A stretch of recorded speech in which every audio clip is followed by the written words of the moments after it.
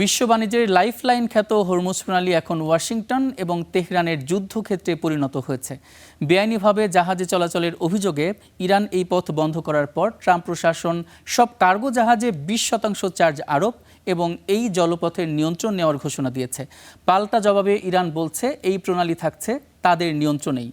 এই প্রণালী ঘিরে নতুন করে উত্তেজনায় ব্যারেল প্রতি $14 বেড়ে গেছে জ্বালানি তেলের দাম।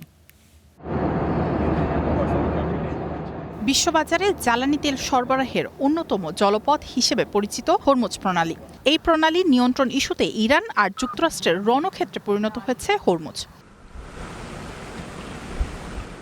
বেআইনিভাবে জাহাজ চলাচল এবং হামলার অভিযোগ এনে তেহরান এই জলপথ বন্ধ করে দেওয়ার পর মার্কিন প্রেসিডেন্ট ডোনাল্ড ট্রাম্প ঘোষণা দেন বিশ্বের অন্যতম গুরুত্বপূর্ণ নৌপথ হরমুজ প্রণালী দিয়ে নিরাপদে পার হতে সব কার্গো জাহাজকে 20% করে চার্জ দিতে হবে ওয়াশিংটনের কাছে।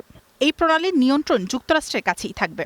ট্রাম্পের এমন ঘোষণায় বিশ্ববাজারে এক ব্যারেল অপরিশোধিত তেলের দাম 1 মাসের মধ্যে সর্বোচ্চ হয়েছে।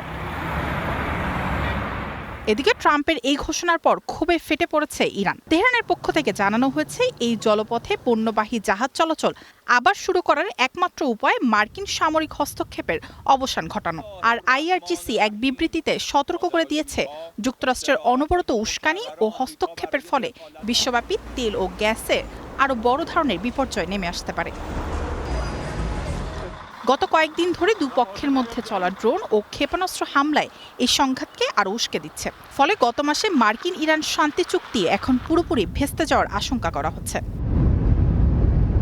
বিশ্বের প্রধান সামুদ্রিক জলপথগুলো হুমকির মুখে পড়ায় বিশ্ব বাণিজ্য ও অর্থনীতি এখন চরম বিপর্যয়ের মুখে। বাধ্য হয়ে জাহাজগুলো দীর্ঘ বিকল্প রুট বা স্থলপথ ব্যবহার করায় জ্বালানি ও জাহাজ পরিচালনা ও বীমা খরচ আকাশচুম্বী হচ্ছে। বিশ্বব্যাপী পূর্ণ জ্বালানি তেলের দাম বেড়ে দেশে দেশে দেখা দিচ্ছে মূল্যস্ফীতি। এই সংকট আমদানি নির্ভর ও ছোট দেশগুলোকে চরম অর্থনৈতিক ঝুঁকির মুখে ঠেলে দিয়েছে।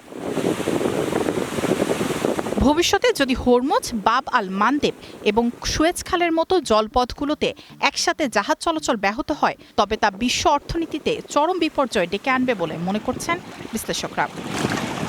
মায়াশিকা রহমান, স্টার নিউজ।